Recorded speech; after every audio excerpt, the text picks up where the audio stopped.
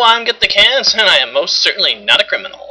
One of the things that seems to be popping up is a lot more anonymous, not necessarily anonymous in the group, but nameless entities and sock puppet accounts and other people trying to label certain members of Anonymous criminals through their actions, etc., through these ridiculous letters stating to stop all illegal activities, which is pretty easy considering most of the people they target are generally, innocent people that don't break the law.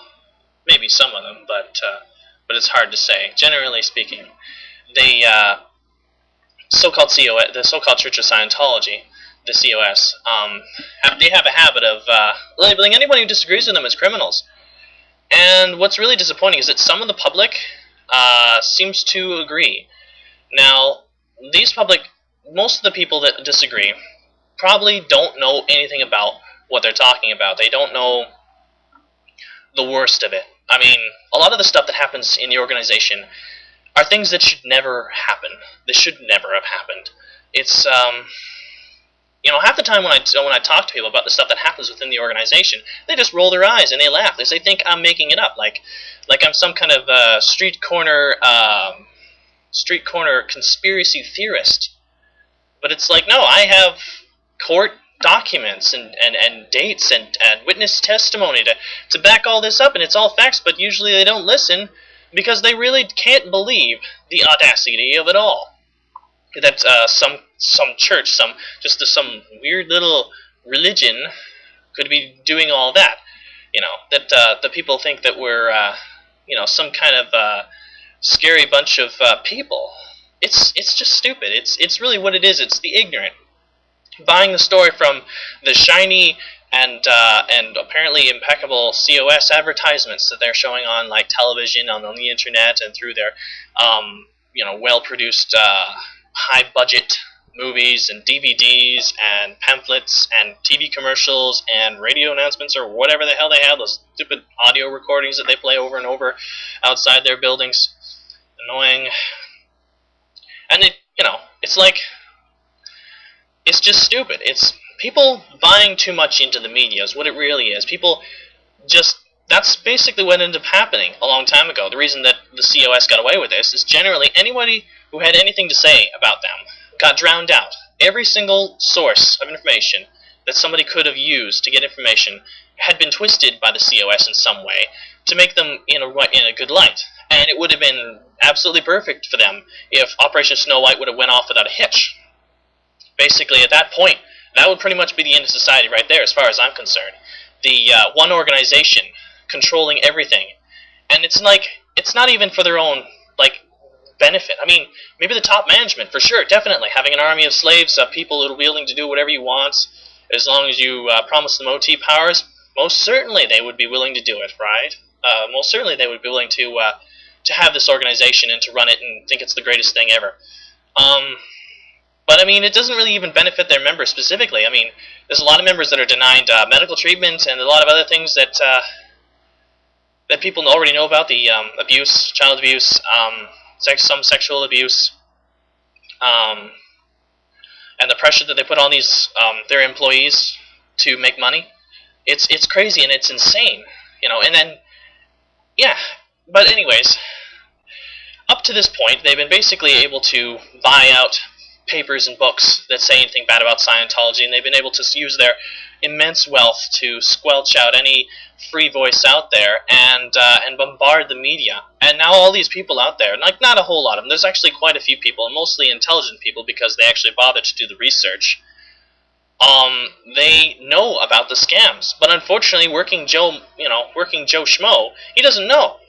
He goes to work. He goes to drink a beer on the weekends, and then comes home and watches television. And if some guy, it says he's from Scientology, he's all dressed nice, tries to have a pamphlet. I mean, he doesn't necessarily have to buy into it, but he sees them in a nice suit, all smiley and golden faced mask, like a lot of them have. Wearing their smiles and stuff like that, when inside they're really rotting away because they're being destroyed from the inside out with the COS's vile methods of manipulation.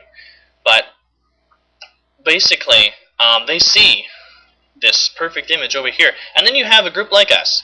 We don't have well-produced movies and DVDs. Well, we have some really good movies by some really talented artists. It's really unfortunate that that we can't find out who they are, but the people that know who they are, kudos to you guys. You're doing a really great job, really great videos. But the thing is, we don't have like a lot of money behind us. So we have these pamphlets, they're black and white, and they say these outlandish things and all this other stuff, and things that are completely unbelievable. You got one side, you got this freaking, ooh, this golden shiny, oh, we're gonna freaking save the planet and all this stuff, and people just like look at it and they think it's okay, and then they look at us and they think we're just a bunch of kooks because they don't understand. Because they don't want to understand, because they don't have time to go outside of their schedule, their work schedule, they're going to work, drinking their beers and hanging out with their friends and that kind of thing, to actually bother doing their own research. They'll take whatever's handed to them through their regular channels, which is generally television, radio, and the newspaper. Sometimes through the internet as well. It's actually more common than cable, at least in my area, to have the internet.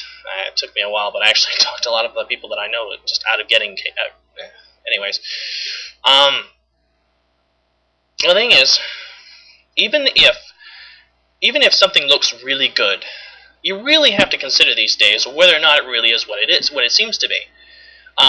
So far, this organization has been able to do that up till now, when you have the internet and you have everyone who can communicate, and now you have people that have these amazing skills to put things together for other folks like me that can't really do that kind of amazing stuff.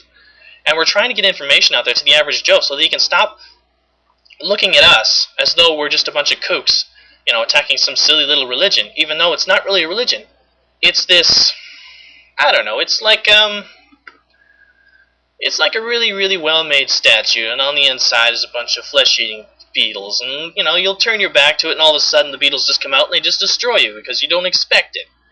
Well, the thing is, they spend a lot of money looking good, and that's essentially what they do. They look good to the public, and the public buys it. And this is exactly the kind of thing we're trying to do with the protests. We're trying to get the information out there so that people will realize what's going on. Worst case scenario, even if the COS doesn't reform, and in all honesty, my concern isn't necessarily that they reform, although it would be nice. The point is that we should try to stop the damage that's being done right now, and getting the information out there, at least so that they're not just flying under the radar and then being spoon-fed the tech in such a way that they basically buy into all of it, spending their life savings, selling their house, their kids' inheritance, that kind of thing, putting it all into there, and essentially destroying themselves for something that really isn't there, with the carrot dangling in front of their face.